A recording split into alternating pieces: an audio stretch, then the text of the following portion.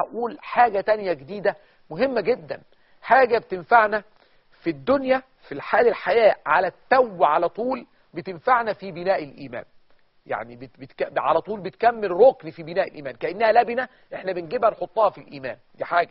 الحاجة التانية بتنفعنا في حال حياتنا، لما نيجي ندعي ربنا، لما نيجي نسأل ربنا، لما نقع في أي زنقة ولا في حاجة ونسأل ربنا أي حاجة سبحانه وتعالى، فربنا يجيبنا في هذا الكلام. بتنفعنا كمان لما نيجي عند الموت في لحظة النزع، بينفعنا الكلام ده نفع جيد جدا هذا العمل. ايه بقى اللبنة ديك اللي احنا عايزين نكمل بيها هذا البناء الإيماني؟ ايه هي بقى اللبنة اللي عايزين نكمل بيها؟ اللبنة ديك حاجة اسمها النوافل. وانا هقول لك يعني ايه نوافل. بس شوف، النوافل دي يعني النافلة يعني زيادة، يعني حاجة بتتعمل زيادة. ازاي؟ يعني مثلا انت مفروض عليك في الصلوات 5 أوقات في اليوم والليلة، المفروض ده انت بتعمله، ان عملته تاخد عليه اجر، ان ما عملتوش تاخد عليه وزر، اللي هو صلاة الصبح والظهر والعصر والمغرب والعشاء، بركعات، باعداد ركعات ثابتة، ما ينفعش لا تزود ركعة ولا تنقص ركعة.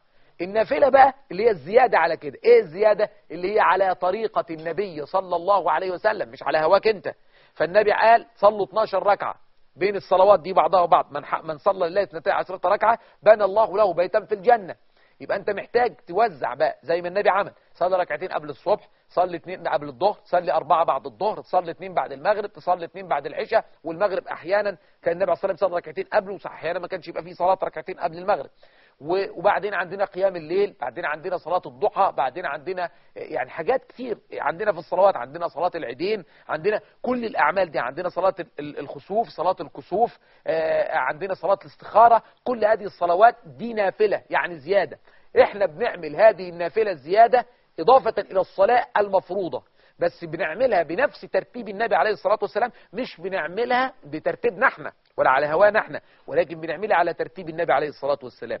إذن احنا لما بنعمل هذه النوافل يبقى احنا بنعملها عشان نستفيد منها في بناء الإيمان في الحال. ازاي؟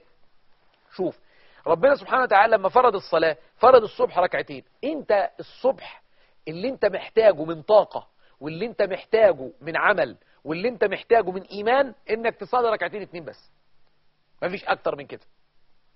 طيب انت لما صليت الركعتين دول مطلوبين ان انت تكون دقيق فيهم، لا سرحت ولا نمت ولا تعبان ولا هلكان ولا حاجة. انت محتاج تبقى فيه تركيز عالي عشان تستفيد جدا من الركعتين. طب انت ما بتقدرش تعمل كده، يبقى الطاقة اللي عندك هتبقى قليلة. ليه؟ لان توصيل الطاقة اللي جه مش على الكم المطلوب، انت ما اديتش العبادة صح او الركعتين صح. طيب نحلها ازاي؟ نحلها ان انت لما تصلي ركعتين الضحى، يوم ركعتين الضحى يدوك الطاقة اللي تكمل بيها، يعني عوضوك عن النقص اللي انت وقعت فيه في صلاة الصبح. طيب حاجة تاني، سرحت انت في صلاة الصبح كلها من اولها لاخرها، اول ما قلت الله اكبر قاعد عمال تفكر، الشيخ ده صوته رخم، ده بيطول، ده بيقعد يقرا كتير، يا ساتر، ده انا بعد الصلاة هعمل ايه؟ لا انا عايز اروح اعدي اجيب فطار، لا ده انا هجيب فضلت سرحان من اول الصلاة لاخرها كده، انت ما خدتش ولا حتى سنتي من الطاقة المطلوب. طب ايه الحل؟ لما تيجي تصلي الضحى يقوم ايه؟ يعوض لك الكلام ده، فيديك الطاقة في بناء الإيمان. وبعدين في الآخرة لو الصلوات دي لم تقبل أو نقصت، يقول الله عز وجل انظروا هل لعبدي من تطوع. هو عنده صلاة، عنده تطوع عمله، عنده نافلة، يقولوا عنده صلاة الضحى، عنده صلاة الليل، عنده صلاة العيد، عنده صلاة كذا، عنده صلاة كذا. طب خلاص عنده، طب خلاص كملوا له بقى الركعات اللي ناقصاه. يبقى شوف النافلة بتعمل ايه في الحال على طول. ولذلك ربنا أمر النبي بأداء النافلة كأمر افتراضي، وهو ليس فرضا على النبي. عشان كده ربنا قال له في القرآن ايه؟ ومن الليل فتهجد به نافلة لك عسى أن يبعثك ربك مقاما محمودا. ومن الليل فتهجد به نافلة لك. فهمتها ولا لا؟ يبقى أنا عندي قيام الليل اللي النبي عليه الصلاة والسلام كان بيعمله، كان مأمور به على الاستحباب، نافلة لك، زيادة ليك انت، حاجة ليه شغل اكل ولا عنده اخطاء ولا عنده خلافات ولا حاجة. طب امال انت بقى؟ يبقى مين احوج ما يكون لقيام الليل؟ انت. ولذلك ربنا أثنى على قائم الليل اللي هم بيقوموا الليل، إن المتقين في جنات وعيون آخذين ما أتاهم ربهم إنهم كانوا قبل ذلك محسنين كانوا قليلا من الليل ما يهجعون. يعني ما يناموش كتير، قليل قوي. طب احنا ليه ما بنقدرش نعمل كده؟ ان احنا بناكل كتير، وهو القاعدة ثابتة، تاكل كتير تنام كتير يبقى الناتج هتصلي قليل، مش كده؟ العبادة تبقى قليلة. تاكل قليل يبقى هتنام قليل يبقى العبادة اكتر. خلي بالك، ما هي قاعدة ثابتة. ليه؟ لان احنا لما ناكل كتير هننام كتير.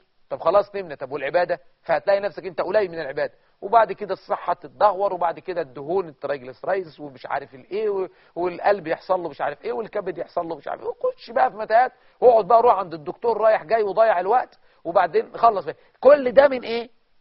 من الاسراف في الطعام والشراب. حاجة مشكلة. طيب نحلها ازاي؟ الاكل القليل، يبقى النوم القليل، يبقى العبادة الكتير، يبقى ناخد بالنا من المسألة دي لأنها مهمة. فالنافلة دي لمين؟ لينا. النافلة دي لينا. لو واحد بيعمل ما بيعرفش يتكلم خالص، أو ما بيعرفش يتكلم في كلام الدين، ما بيعرفش يقرأ آية القرآن الكريم، ما بيعرفش أي حاجة من هذا الكلام، مش عارف لا يقول لا ده ولا ده ولا ده ولا ده، يعمل إيه؟ يقيم الليل. هيبص يلاقي نفسه في النهار كويس، بيتكلم كويس مع الناس، كلماته طيبة، الكلام اللي بتقوله طول النهار كلام كويس. الكلام ده انت بتقوله عشان من خلال قيامك لليل، فكل ما أقمت الليل كل ما انت ايه قدرت تتكلم بالنهار كلام طيب. شوف ربنا بيقول للنبي ايه: يا أيها المزمل قم الليل إلا قليلا نصفه، اقعد صلي نص الليل، أو انقص منه قليلا، خليه التلت، أو زد عليه، أو زد على النص، ورتل القرآن ترتيلا. ليه كل ده؟ ليه؟ عشان في الآخر هيقول له إنا سنلقي عليك قولا ثقيلا. خلي بالك بقى، الكلام اللي هيجي لك ده كلام شديد، كلام الأمر، كلام الدعوة شديد، كلام القرآن. طب انت بكرة ما عندكش مشكلة؟ ما انتش رايح تواجه عمل كبير، ما انتش رايح تواجه مسؤول كبير، ما انتش رايح تعيش حياة صعبة وغريبة، ما انتش عارف ولا ايه؟ عندك الكلام ده، قيم الليل. ليه؟ عشان الثقيل اللي عندك بكرة يبقى خفيف من خلال قيام الليل. فقيام الليل يحرك اللسان، قيام الليل يحرك الدعوة، اللسان بالدعوة. قيام الليل يبني الإيمان في القلب. أنا ما أتكلم عن إيمان الليل فقط، أنا بتكلم عن نوافل مطلقا. بس خليني أقول لك يعني إيه نافلة؟ نافلة يعني زيادة. طب الزيادة دي اللي هي فين؟ في كل العبادات، لأن الله تبارك وتعالى يعلم تقصيرنا، والله تبارك وتعالى يعلم كم ضعفنا، نحن ضعاف، وإن احنا مقصرين، وإن احنا تعبانين، وإن احنا أكيد في فتن كتير، وأكيد عندنا مشاكل الأولاد ومشاكل الجيران ومشاكل الزوجات ومشاكل مش عارف إيه، والزوجات مش بالجمع، يعني مشاكل، يعني أنا قصدي مجموعة الناس عندها مشاكل مشاكل زوجات، مش واحد عنده مشاكل زوجات. أصل واحد عنده مشاكل زوجات هو اللي جاب ده لنفسه، هو حر بقى يستحمله زي ما هو عاوز. طيب يبقى إذن عندي أنا النافلة معناها زيادة، لكن النافلة في كل عمل من الأعمال.